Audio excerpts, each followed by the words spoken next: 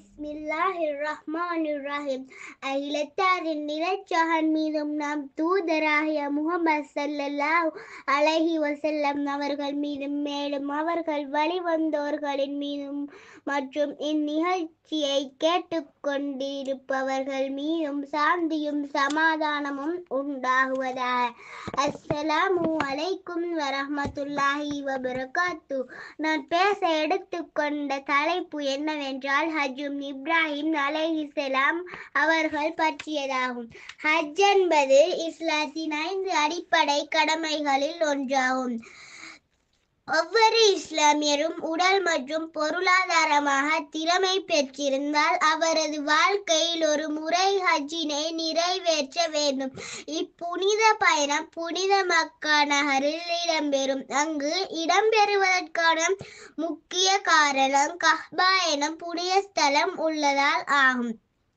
ஹஜ் எனும் வணக்க வழிபாட்டில் முக்கியமான நபராக இப்ராஹிம் நபி காணப்படுகிறார். அல்லாஹ் இப்ராஹிம் நபிக்கு ஏற்படுத்திய கனவின் பிரகாரம் அவரின் மகன் இஸ்மாயிலினை அறுத்து பலியிடுமாறு வேண்டப்பட்ட போது அதனை அவர் தன் மகனிடம் கூறவும் இஸ்மாயில் அலைஹிஸ்ஸலாம் அவர்களும் அல்லாஹ்வின் கட்டளையை நிறைவேற்றுமாறு கூறினார். அதற்கிணங்க மகனை காட்டு பகுதிக்கு அழைத்துச் சென்று கருங்கல் பாறையில் மகனை அறுக்க முயன்றார்.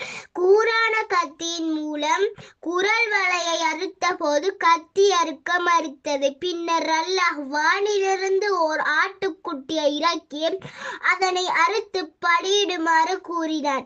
இச்சம்பவத்தின் மூலம் நபி இப்ராஹிம் அவர்கள் தியாக உணர்வை காண முடிகிறது.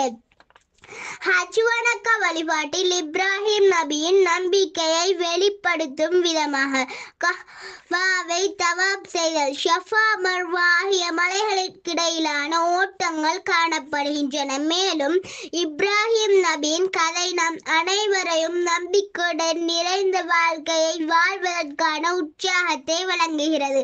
ஹஜ் என்பது ஒரு ஆன்மீக பயணம் மட்டுமல்ல, அது நம்பிக்கை, தியாகம் மற்றும் சமூக ஒருமைப்பாடு ஆகியவற்றின் உள்ளடக்கி உள்ளது.